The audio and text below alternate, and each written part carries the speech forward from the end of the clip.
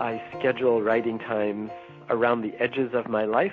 One of my big writing secrets is that I usually get an editor involved very early in the process, and I make promises about when I'm going to have certain pieces of writing to them.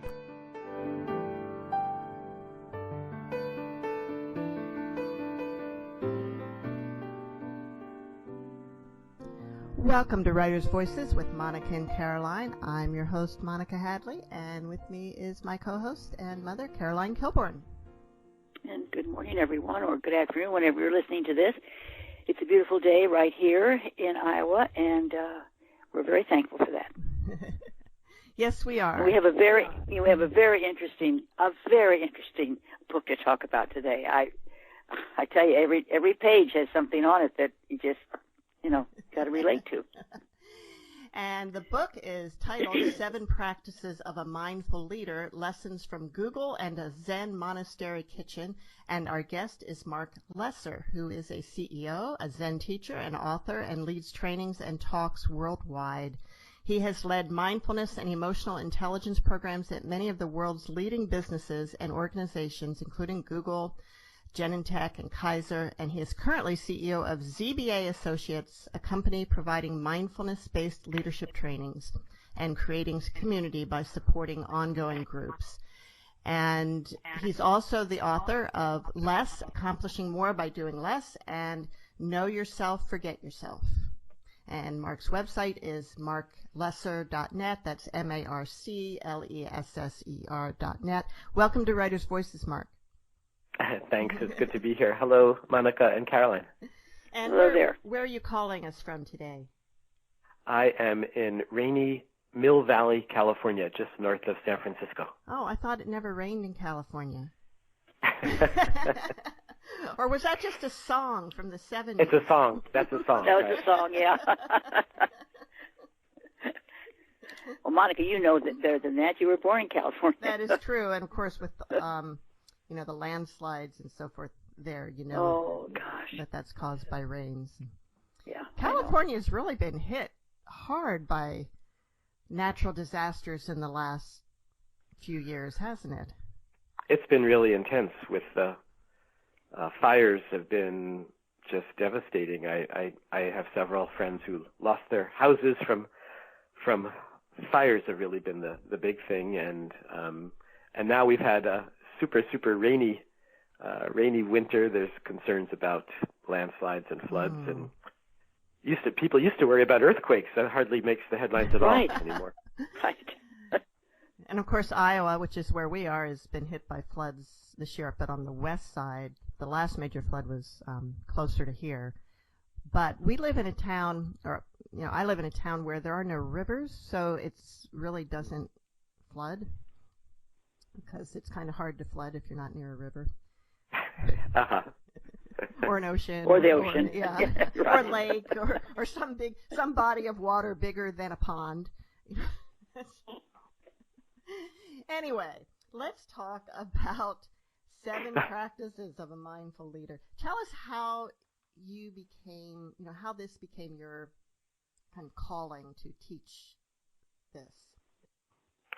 Yeah, I think it all started when I was in college a while ago. Actually, the 1970s. I was a student at Rutgers when I took a 1-year leave of absence to explore something. I really sensed that my life was pretty narrow by having grown up in New Jersey and gone right into Rutgers, and I traveled out, took a 1-year leave of absence, and came to San Francisco, and I walked into the San Francisco Zen Center one day, and ended up living there for 10 years.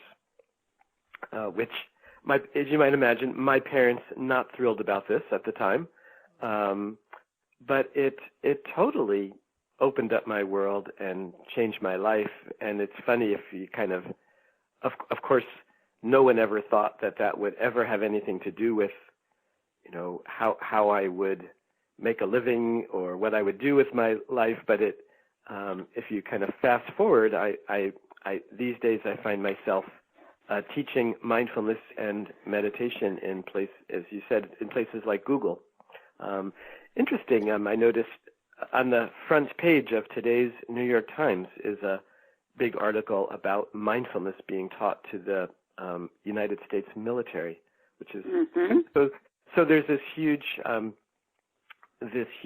interest in these kind of mind training practices like mindfulness. Anyhow, that's how it started for me. And then at the same time, while I was living at the Zen Center, I found that I kept being asked to take on different leadership roles, which surprised me, including running a kitchen in a Zen monastery called Tassajara, which happens to turn into a resort and conference center in the summertime.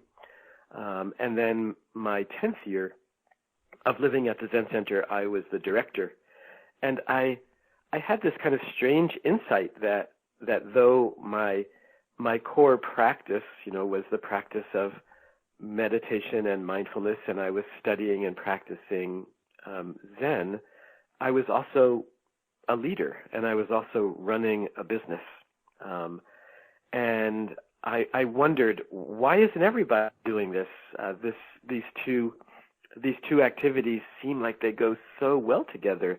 This kind of radical sense of developing self-awareness and helping others, and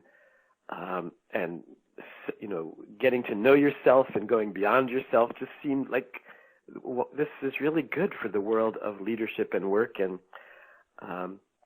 I decided that was what I was going to do with my life, and went right from there to business school. And which must have made your parents happy. They were, yes, of course, and maybe they were a little concerned about what was wrong. Maybe there was something. It just seemed so odd. A lot of people thought it was very odd. It all made great sense to me.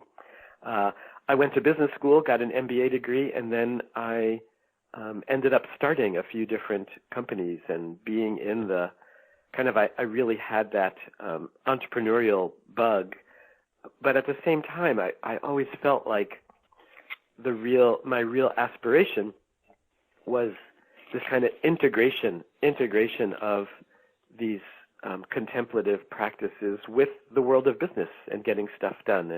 And that's really what this book, 7 Practices of a Mindful Leader, is.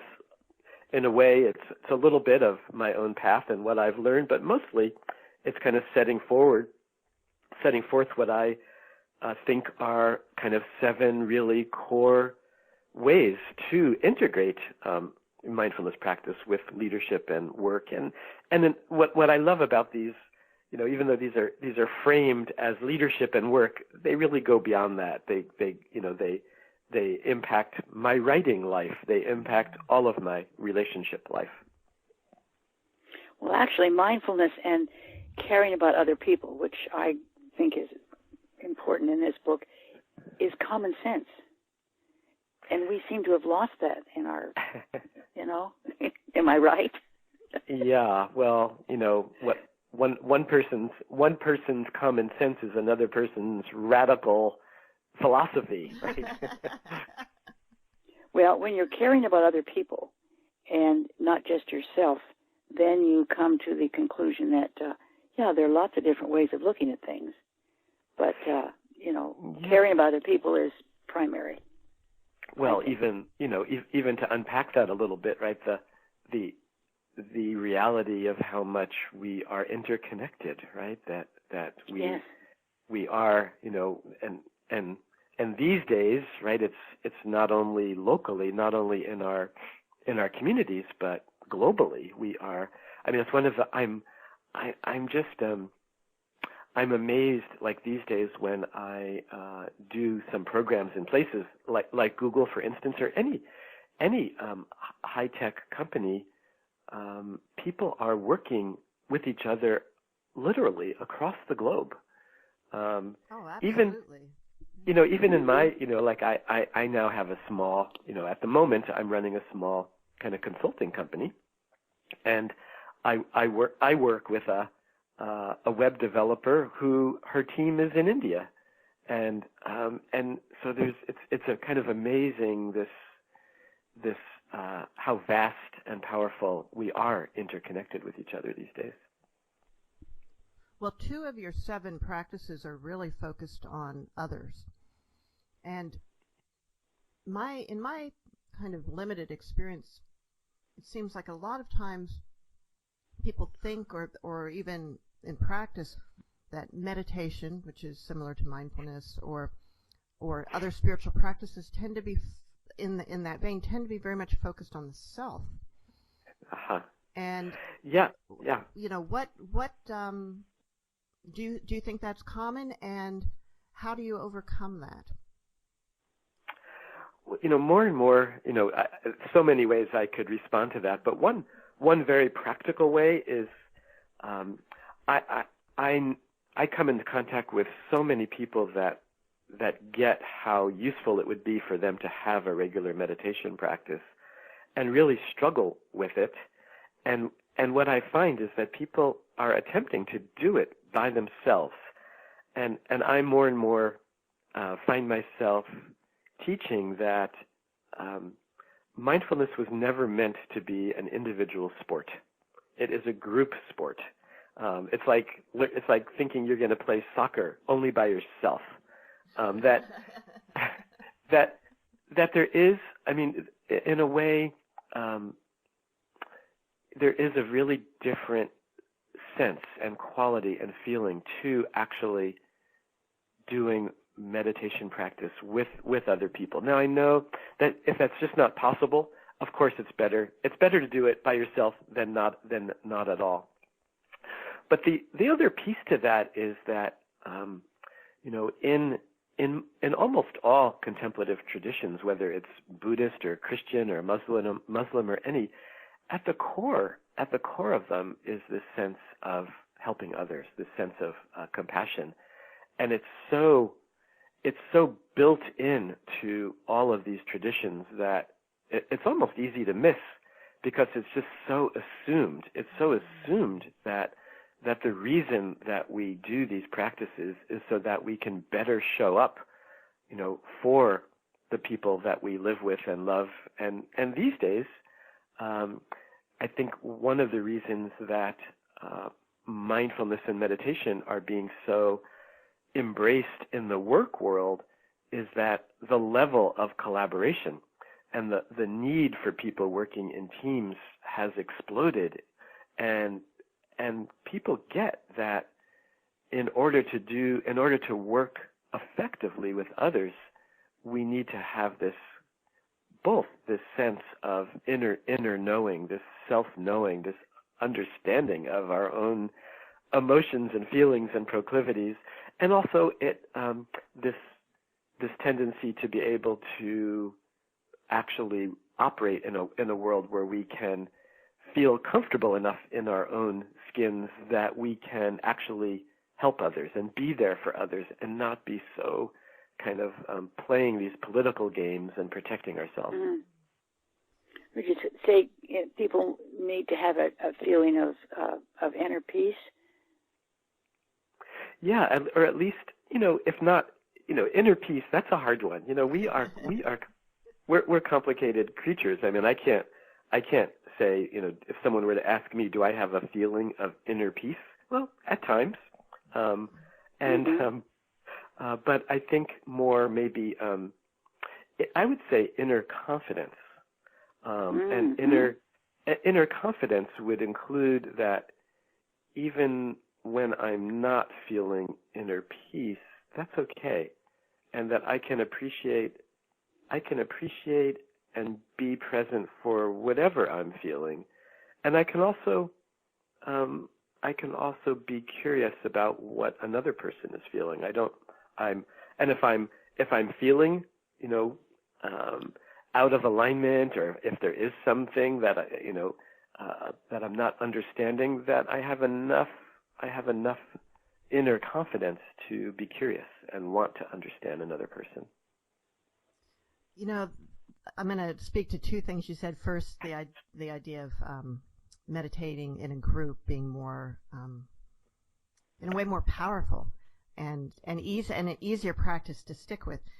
I live in Fairfield, Iowa. You probably know that's the home of the Transcendental Meditation movement. Yes. In the United States, and I do practice, and I go to the group meditation when I'm here. Not all the time, but when I can. And it is easier to really get settled when you're in a group of people, hundreds of people who are also there for that purpose. And when I'm gone, which I am a lot, I often lose my practice. I'll skip this one, I'll skip this time, and somehow it's just easier to do here in the group. Uh-huh. So so that's definitely the case. I tell the story in the book of when I first wandered into the. I was 22 years old, and I wandered into the Zen center, and the first morning of meditation, I walked in and I took a seat, and I noticed that next to me was this older woman wearing this brown shawl, and we never spoke, and I went home, and the next morning again I drove across San Francisco and wandered into the Zen center, and I went and sat in the same seat, and next to me this older woman wearing this brown shawl. Again, we never talked. The next morning, as I'm getting up, I'm feeling a little tired and thought, maybe I'll sleep in this morning. But then I thought, oh, that woman will probably miss me. She'll probably worry. She'll probably worry about where am I? So I got to get up. So I got, and then 10 years went by. So there is, and I think about the, these days, once a year at least, I do, longer, 7-day retreats. I can never, it's all, I can never do that by myself, right? You can only do that kind of practice with a group of people, and it's that similar sense that you're there for each other, and that there's something. I think we totally underestimate and don't understand the level at which we humans are connected to each other, and how potent and powerful that is in all parts of our lives. We just don't get it. I think you're right. Oh yeah, I agree. Yeah. You accentuate in your book over and over the importance of proper breathing techniques, and that's I'm in a choir, and our choir director has us doing exercises with our breathing before we start practicing, and I have always believed in belly breathing, and as a singer I have used that technique. But I think it's also important, like when I go to the dentist, to calm myself. That's what I do. I belly breathe, and so it's very important. Breathing is extremely important. We take it for granted because we have to do it every second. But there are techniques that will help us to calm ourselves and so forth. And I'm hoping that people, when I'm really encouraging people to read this book, because it's full of all kinds of things that the ordinary person in any walk of life, you don't have to be a CEO or a business person. You just can get things for your everyday life out of this book, and I'm very glad that I was able to read it. Yeah, I would even just kind of to respond to that a little bit. I would say that the kind of underlying assumption and philosophy of this book is that the question is, how can you resume your kind of full functioning, noticing. So like using the example of breathing, often we restrict our breathing without even noticing it, right? That we little by little we lose that, that full kind of open, full whether it's belly breathing or full body breathing that we're born with, and that it's part of our birthright, and little by little we can lose it. And this is true, I think, of a lot of how we function, that we lose that full access to our intuition and the wisdom of our emotions, and so much of these practices, in a way, are based on the assumption that our aspiration is to not so much to take on new techniques, but to be able to take on our full functioning.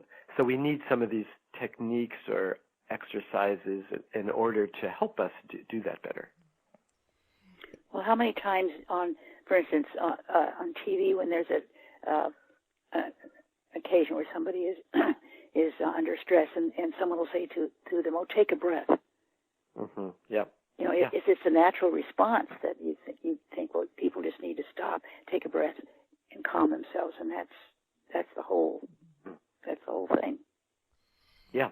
No, and it's interesting how there's some studies of that great athletes, like tennis players, apparently, in between points there's about 20 seconds, and they have trained themselves to completely rest and relax the body through paying attention to the breath, readying for that kind of next point, that next surge in energy.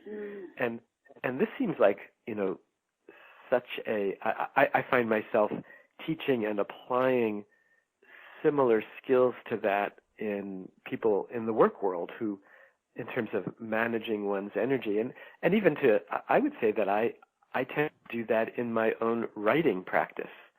So I tend to write in short spurts. Like I find maybe 30 to 45 minutes of focusing, and then relaxing, just kind of letting it all go for maybe 5, 10, 15 minutes, and then coming back to focusing on writing or working.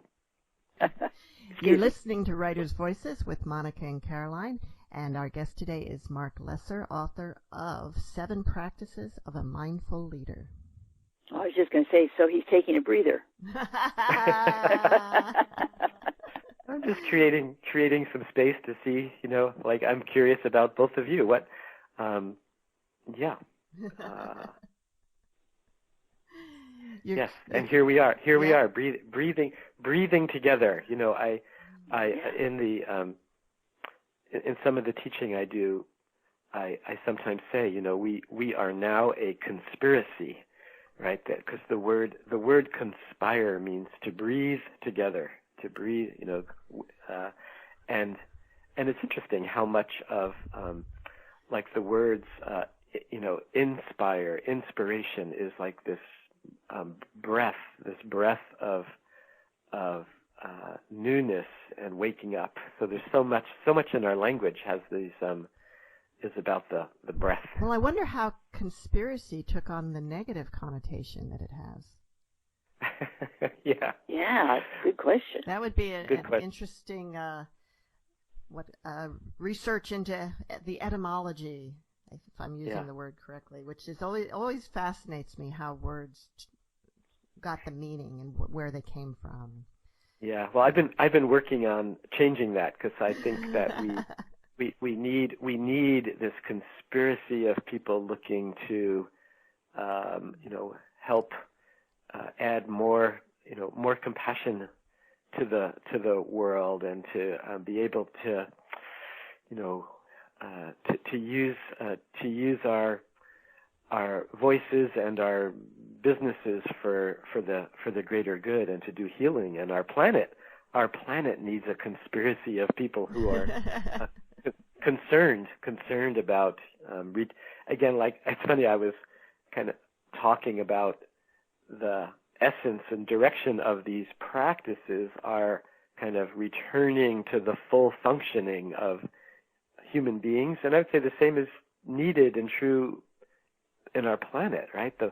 the planet is incredible, right? I mean, again, the wisdom of it and how everything functions, and yet we're managing to kind of muck it up and not understand and live within the wisdom and forces that it's functioning as well. I mean, it's interesting that parallel.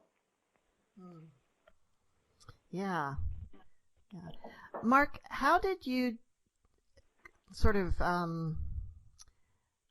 consolidate your thoughts into these 7 practices? And are there really just 7, or is 7, 7 habits of the effective leader, and 7 seems to be the number. So how'd you squeeze them into 7? Well, there's a particular kind of funny, quirky story about this, right? Right. It was never all that intentional. These practices emerged one day, maybe about 10 years ago. I was teaching mindfulness at Google, a mindfulness program that I helped develop, and it was becoming more and more popular, and there were longer and longer waiting lists of Google engineers and other employees wanting to take this mindfulness program.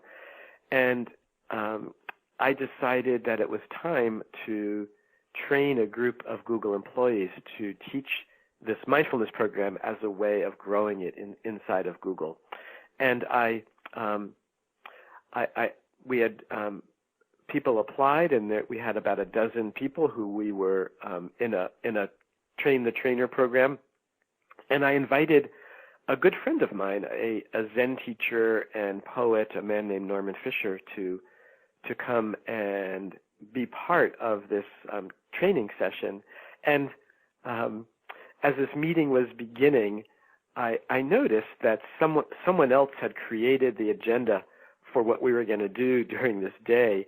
And the next activity, right after we started, it said that my friend Norman was going to give a talk about how to bring mindfulness into your, how to be, what are the core values that you need to focus on to be a mindfulness teacher. And I kind of very stealthily showed Norman, I pointed to the agenda that this is what he was going to do next, because I realized no one had told him that.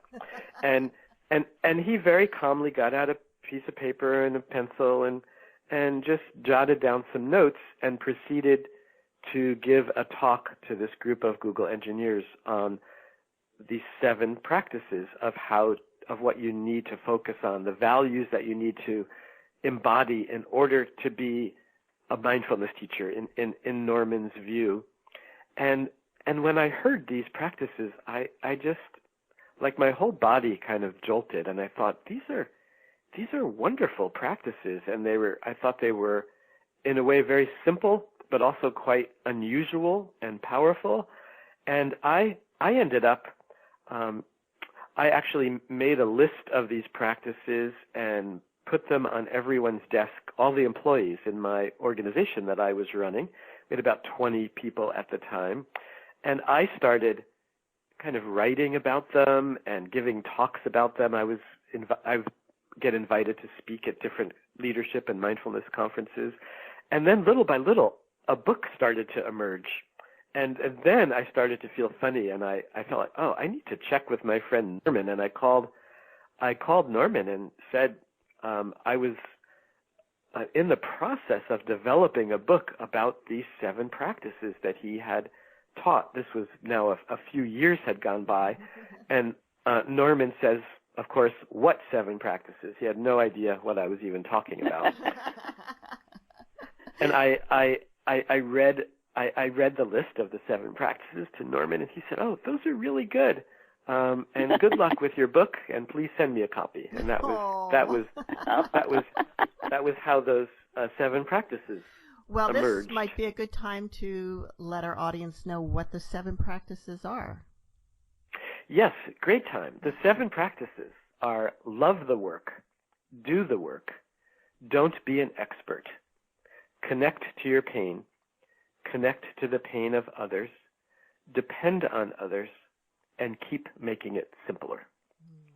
And I love, even like in a way, as I kind of recite these 7 practices, for me, they feel almost like a poem. There's something very poetic about love the work, do the work, and ending with keep making it simpler is and connect to your pain and connect to the pain of others. That's a little surprising for leadership in the business world. And at the same time, I think as you kind of start to unpack them and look at them, they become more and more practical. They become more like things that you can actually practice, things you can actually do. And I have a bias in a way for this languaging and framing around practices. Yes, of course, 7 practices. You already alluded to it. You already alluded to, 7 habits, and I often get asked, well, what's the difference between a practice and a habit? And for me, a practice has a bit more intentionality in it. A habit is almost meant to become without intention, or meant to be something that is almost like unconscious.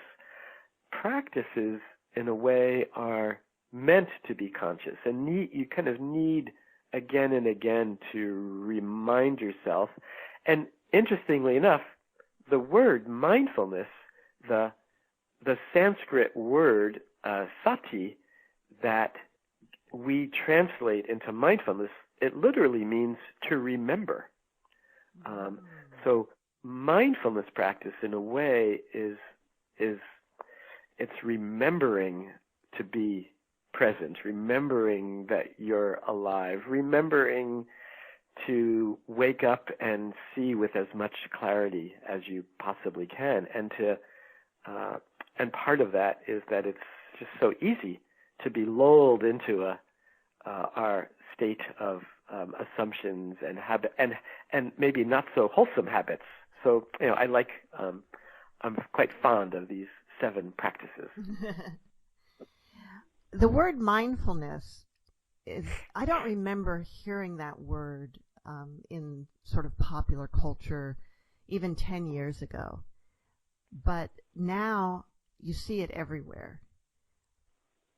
Do you have any idea how that word sort of became the word to refer that generally people, when they think of meditation now, are thinking of mindfulness?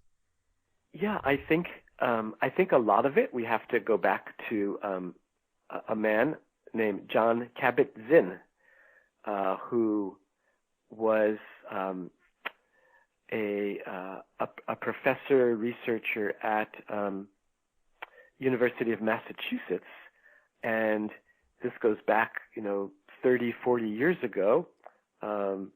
He was someone who came from the Buddhist world and from the world of meditation, but he was training people in mindfulness as a way of treating pain. That there were doctors and different people in the medical profession who kept bumping into patients who they, using conventional methods, were not being successful in treating people's pain issues, and they sent them to John's had a clinic there, and he was finding great success through breathing strategies, and by paying a different kind of attention, this kind of mindful attention to pain, was having success at that. And then he started writing some books about it that became more and more popular. And then he started a program called mindfulness-based stress reduction that became more and more popular, especially in the medical field, working with people to treat pain. I think that was, and I think that had something to do with it. And then I think also, the program that I helped start within Google, that goes back. That program was now, about 13 years ago. and this was a program, a mindfulness program called Search Inside Yourself, and the fact that it had the credibility and backing of Google, and we were now bringing mindfulness into the work world all around the world, even outside of Google, and then there just seemed to be a general, the media started giving a lot more attention to this word, mindfulness. It was on the front page of Time magazine, and again, how interesting that we're having this conversation when today's New York Times, as I said, how the military is adapting mindfulness. And of course, anything that happens at Google is going to get paid. The world's going to pay some attention. So that leads me to the question of how did you get into Google? Great question. Well, I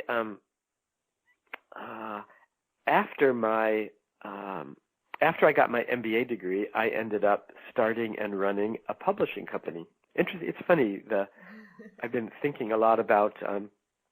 I started a company that was called Brush Dance, like paintbrush, brush dance, and we were one of the first companies in the world to make things out of recycled paper. We were making greeting cards and calendars and journals, but we were also licensing the words of the Dalai Lama and Thich Nhat Hanh and poetry of Rumi. And I ran that company for 15 years. And at the end of that time, I left that company. I sold my interest in it, and I started a coaching practice. And right away, somehow, I was introduced to a Google engineer who hired me to be his coach, which led me to working with other Google engineers as a coach. And it was right at that time that a Google engineer had this idea of creating a mindfulness program inside of Google. And he heard about me. He was looking for a few people that had long-term meditation practices, and he also wanted someone who had some background in the world of business and work. And I had just been CEO of a fairly substantial publishing company, and I always continued my meditation mindfulness practice, and that's how I got a call. Am I interested in helping to develop a program inside of Google? And then, interesting enough, it was like, oh, and by the way, there's no budget. Would you be willing to volunteer your time to do this? And I said, sure. It seems a little strange. Google wants me to be a volunteer, but whatever. And little by little, as I said, the program became more and more popular, and I ended up spending more and more time at Google. And I hope eventually got paid. We did eventually. Eventually, Google nicely supported the program, and then eventually, I created a nonprofit organization in partnership with this Google engineer in order to take this work that we had developed inside of Google and to take it around into other organizations. And I was I was back in the CEO seat. I was the CEO of that organization for about 5 years. You're listening to Writers' Voices with Monica and Caroline, and we're speaking today with Marc Lesser, author of 7 Practices of a Mindful Leader, Lessons from Google and a Zen Monastery Kitchen. And Marc, would you like to read a little bit for our audience? Sure. Yes, love to. Thank you for the invitation. So I'm going to read just a few paragraphs from the epilogue of 7 Practices of a Mindful Leader. My experience teaching mindfulness at Google and to companies and individuals around the world is that there is a tremendous need and hunger for understanding and developing greater humanness, openness, and inspiration, not only at work, but in all parts of our lives. Mindfulness practice is potent. It enables us to see more clearly and to engage with the miracle of consciousness, the miracle of being alive. Mindfulness practice can shift the ground of our consciousness, our presence, our being, not by adding something such as a new belief system or by seeking inspiration, but by presenting a more accurate view of what is, of human nature, and how we construct and constrict our version of ourselves and the world. Mindfulness practice is aimed at understanding and shifting the nature of fear, dissatisfaction, and the experience of separateness. Mindfulness practice helps us glimpse how what we thought was ordinary is extraordinary, how mundane life is miraculous at the same time. Why is mindful leadership and being a human being so difficult? Why does it take so much attention and effort to be present, to wake up to our lives, to discover again and again that we're not here long, and to pay attention to what is in our heart, to what is right here, to what is most obvious and most important right now? Reflecting on this, I can't help but think about my friends, the three apes who play a central metaphoric role in this book. They represent the evolution of our bodies, minds, and hearts, and our primary needs for safety, satisfaction, and connection. Human beings did not evolve, were not designed to see clearly, but primarily to survive, to pass on our genes. Being a mindful leader requires effort because it requires letting go of old constructed realities, the norms that no longer serve us, our organizations or our families. Living with clarity and depth, living a mindful, integrated, warm-hearted life takes practice. Aspiring to be a mindful leader and engaging in these 7 practices helps calm the nervous ape's vigilance and fear, its proclivity to scan for threats. It satisfies the imaginative ape who is always seeking something new and better, and it reassures the empathic ape that we are always connected beyond anything we can comprehend. Engaging in mindfulness practice calls forth our basic sanity in the midst of a world that often feels chaotic. Mindfulness practice knocks on the door of our inborn openness and trust in a world that can often feel cold and cynical.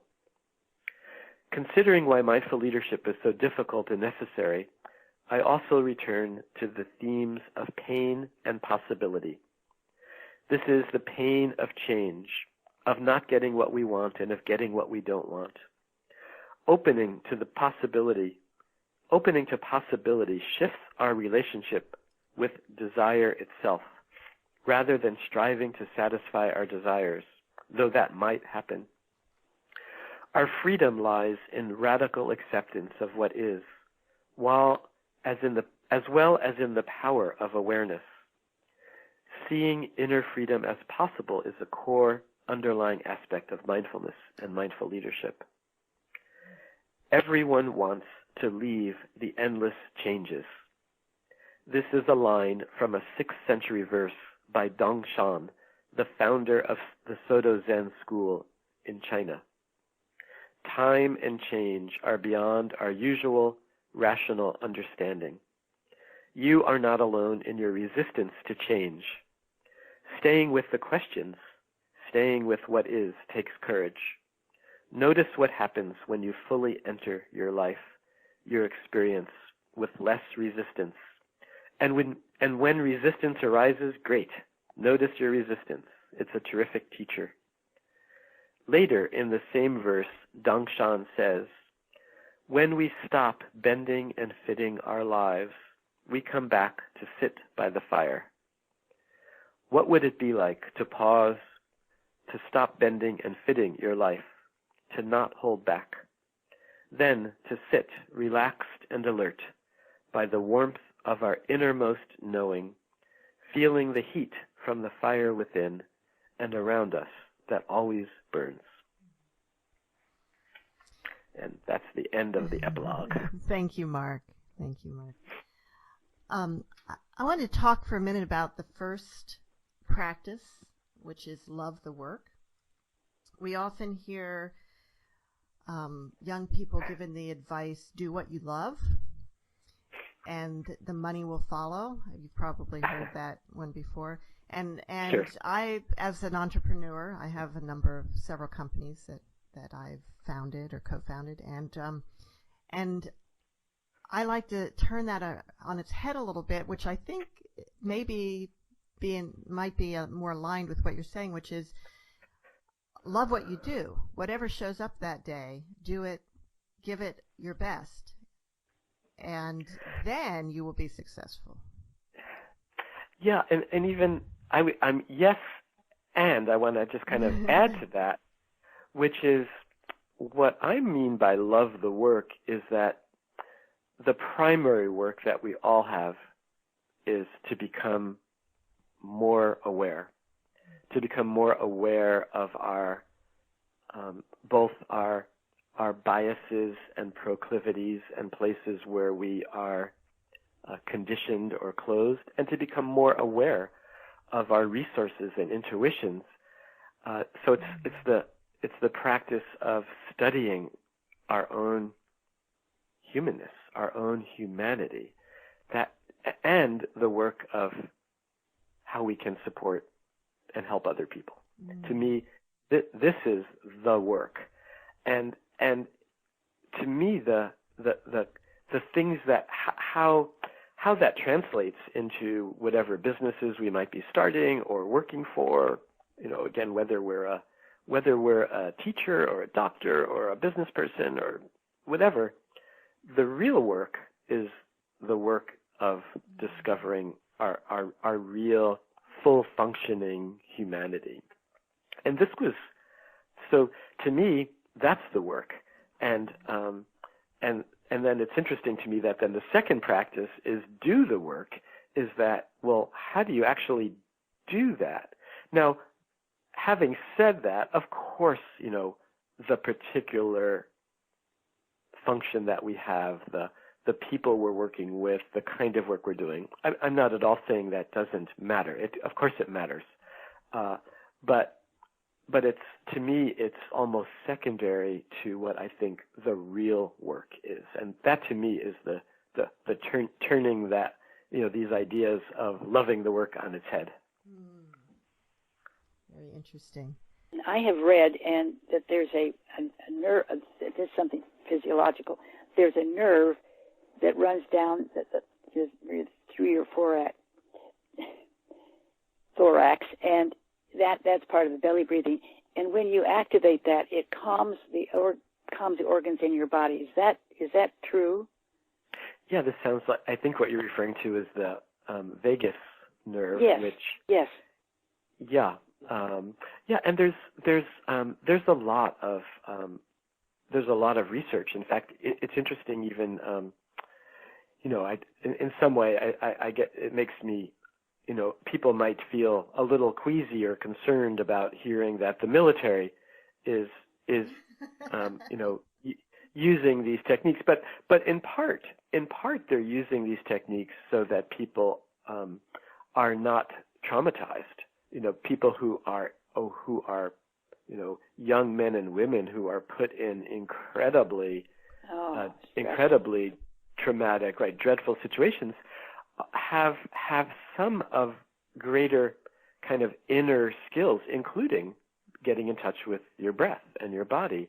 And there's more and more evidence that having that training provides them with some greater ability to deal with the dreadful, chaotic situations while in it, and then when they return to to civilian life, that they are kind of less prone to all of the difficulties from post-traumatic stress.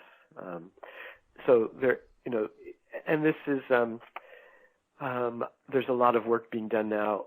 Work being done with like firefighters and emergency people here, and police. People who put themselves in difficult, chaotic situations having these tools can help. Now, a lot of people at work are in, work itself can be quite demanding and difficult and chaotic. Maybe of course not at the same level as what the kinds of, whether it's war or emergencies, but I think we all need these, to have these practices that can help us build that kind of inner strength. So, Marc. Oh, I agree. Marc, your third practice is don't be an expert. Let go of thinking you are right and be vulnerable. Is that a tough one for people in a position of leadership to accept? Yeah, it's a tough one for all of us, don't you think? Right. We all want to be right. We all want to be experts. Who doesn't? And and there's something very potent and powerful about becoming, more expert in whatever your particular craft is. But when it comes to relationships and when it comes to humanness, that's where none of us are experts, right? No matter how much we develop ourselves, there's always more to learn. And part of not being an expert is to really notice that we can never know what another person's experience is, and to be curious, to be more and more curious about what's motivating other people, what's important to other people. So it's an interesting and challenging path for a leader to walk, right? Sometimes leaders, need to be decisive, need to make decisions, need to say we're going in this direction. That's part of leadership. Mm-hmm. But so in a way, these are a little paradoxical, but it's, I think, an important paradox of being able to cultivate both a sense of confidence in oneself and be able to make the tough decisions, and at the same time to realize that to ask the good questions and not to hold too tight to anything. Well, I think too we have to remember that there are no two people that are exactly alike, physiologically or psychologically. I mean, just as an example of that, no two people react the same way to medicines. Mm-hmm. Yeah. One person it cures, another person it doesn't, or helps another person it doesn't, and that's because we're all different. We're all individuals, and I think we tend to forget that sometimes. And you can learn from everyone. Yes. Yeah. Exactly. So, Marc, we only have a few minutes left. Let's talk a little bit more about your writing process. You mentioned that you like to write in short bursts. Do you write on computer? Do you write on paper? Or both? I write on computer. Ever since I almost failed handwriting in second grade, my writing has always been I can barely read my own writing. I write on a computer. And when you're working on a book, is it kind of a full-time occupation, or are you trying to fit it in among everything else that you would normally be doing? Almost always fitting it in, and I sometimes will get up a few hours earlier, and when I'm really in it, I schedule writing times around the edges of my life. And the other thing, one of my big writing secrets is that I have to I usually get an editor involved very early in the process. I actually engage someone, and I make promises about when I'm going to have certain pieces of writing to them. So, like right now, I'm actually in the process of putting another book proposal together, and I called my editor the other day and said, "I'm going to have you, and I'm going to pay for your time. In about 3 weeks from now, I'm going to have you the first draft of the introduction and table of contents to my next book." And I have to have those kinds of not only deadlines, but commitments. Commitments. I have to, yeah. And not that I always make them, it's like, but, and it wouldn't be that unusual where I'd call them and say, I'm sorry, but it's not happening, but I will, I need a little more time. But once I do that, it's a combination, I think, of voicing it out loud. I'm going to do, this is something I'm going to do that I've said to another person. It reminds me, again, I hadn't thought of this. It's like the story I told about how I started my meditation practice. That there is something about being, at least for me, maybe this isn't for everyone, but for me, it's that this process it's like being in relationship and being in a conversation and holding up my end of it. And so you're getting feedback from the editor all along the way. Yes. Yeah. Yes. And now I've now, one of the things that I've learned is that I find it helpful even very early on to work with someone on what I think of as the conceptual or developmental part of the book. I used to wait until, the book was kind of well along and then start to get feedback. I find it really helpful to get that, to have, and often I'm working maybe formally with an editor, but then I'm also working informally, with a few friends and getting feedback and kind of testing out ideas. Well, I think that's part of what you say about how connected we are. You recognize those connections, and sometimes people think writing is a totally solitary activity, but if you want, most people are writing because they want someone to read it, and it's probably good to get feedback from readers along the way. Yeah. And again, I have to say I usually feel like I haven't done that nearly enough. I'm mostly working with, very closely with one or two people. But again, that's so different. It's not like I'm not doing it by myself. I'm doing it with, I feel like I have this partner, and there's usually a lot of back and forth, and it's really helpful. I'll send something and it'll come back very gently, like, I don't understand any of this, or I think you should. I'm not sure that's so gentle.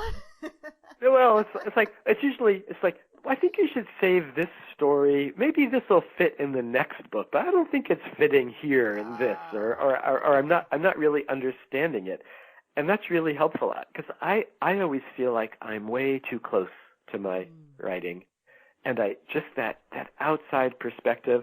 And then it's so beautiful, when it's like, love this story. This is, or unpack this story more. This story has a lot. There's a lot here. And that's just so meaningful, that kind of encouragement. Absolutely. Well, Marc, we are out of time. I want to thank you so much for being with us on Writers' Voices today. It's been a real pleasure being with both of you. Thank you. And, Mom, do you have some parting words? Well, this is actually from his book on page 143. It's from a quote from Einstein. May all leaders in the world be wise and compassionate, thus creating the conditions for world peace. That's a great quote. Well, thank you all, and see you next week on Writers' Voices.